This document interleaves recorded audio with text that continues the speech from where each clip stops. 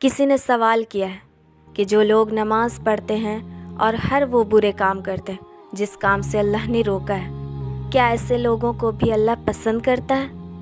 تو یقین جانو، نماز روکتی ہے بے حیائی سے۔ اب ہمیں یہ جاننا ہوگا کہ ہماری کون سی نماز اس برے کاموں سے روکتی ہے۔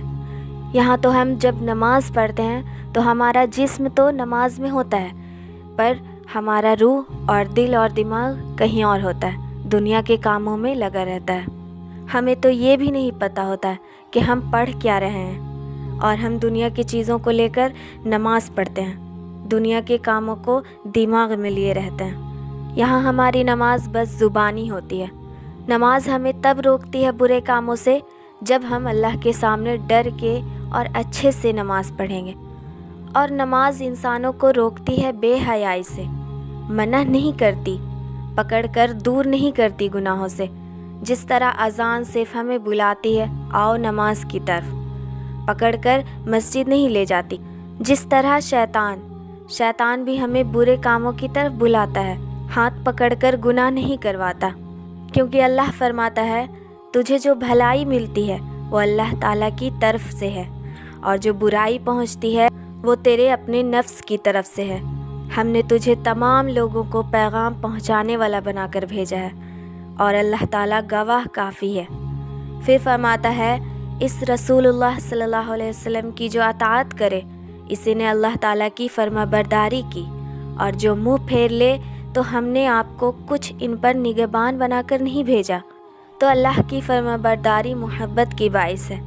اللہ ہم سے تبھی محبت کرے گا جب ہم اس کے احکامات کو ایکسیپٹ کریں گے۔ اور احکامات کیا ہے؟ وہ کام سے دور رہنا جس سے اللہ نے منع فرمایا ہے۔ تو یہاں سے یہ بات پتہ چلتا ہے کہ ہم اپنے اعمال کے خود ذمہ دار ہیں۔ اگر ہم نماز پڑھ کر بھی برے کام کریں گے تو اس کے ذمہ دار ہم خود ہیں، اور اللہ نے کچھ اختیار ہمارے ہاتھوں میں سونپ رکھا ہے۔ جس طرح اللہ ہدایت اسے دیتا ہے جس کو ہدایت پانے کی خواہش ہو۔ اللہ فرماتا ہے کہ ہم ہدایت اسے دیتے ہیں جو کوشش کرتے ہیں۔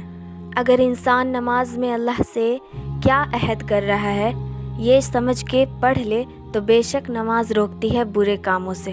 قرآن میں نماز روکتی ہے کا لفظ آیا ہے، نہ کہ روکے گی۔ اگر کوئی شخص نماز بھی پڑھتا ہے برے کام بھی کرتا ہے تو قیامت والے دن نیکی اور برائی کو تولا جائے گا، اور جس کی نیکیاں زیادہ ہوئیں اس کو جنت کی خوشخبری دی جائے گی۔ یہ اللہ کا وعدہ ہے۔ تو یہاں نماز پڑھنے کا ہرگز یہ مطلب نہیں کہ آپ کے برے کام معاف کر دیے جائیں گے جب تک آپ نے اللہ سے سچی توبہ نہ کی ہو۔ اور سچی توبہ کرنے کا مطلب ہے کہ اس گناہوں کی طرف دوبارہ نہیں جانا۔ مومن کے لیے گناہوں کی طرف جانا ایسا ہے جیسے آگ کی طرف جانا۔ اللہ فرماتا ہے قیامت والے دن سب کو سب کے اعمالوں کا بدلہ دیا جائے گا، اب وہ عمل چاہے حقوق العباد سے ہو یا حقوق اللہ سے۔ ایک حدیث میں آتا ہے کہ قیامت والے دن ایک شخص جو بہت ساری نیکیاں لے کر آئے گا، پر اگر اس نے دنیا میں کسی کا مال کھایا ہوگا یا ظلم کیا ہوگا تو اس کی ساری نیکیوں کو اس شخص کو دے دی جائے گی جس پر اس نے ظلم کیا تھا۔ تو جب ہم عبادت کرتے ہیں تو یہاں نیکی بھی لکھی جاتی ہے، اور جب ہم گناہ کرتے ہیں تو وہ بھی لکھی جاتی ہے۔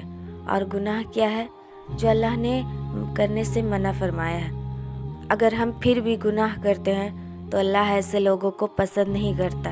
تو بس دعا یہی ہے کہ اللہ ہم سب کو وہ کاموں سے روکے جسے وہ ناپسند کرتا ہے، اور جو حق بات میں نے کہی اس پر کہنے سننے سے زیادہ عمل کرنے کی توفیق عطا فرمائے، آمین۔ اگر آپ کو یہ ویڈیو پسند آئے تو اپنے سوشل میڈیا نیٹ ورکس پر لازمی شیئر کریں، اور چینل کو سبسکرائب کر کے بیل آئیکن پر کلک کرنا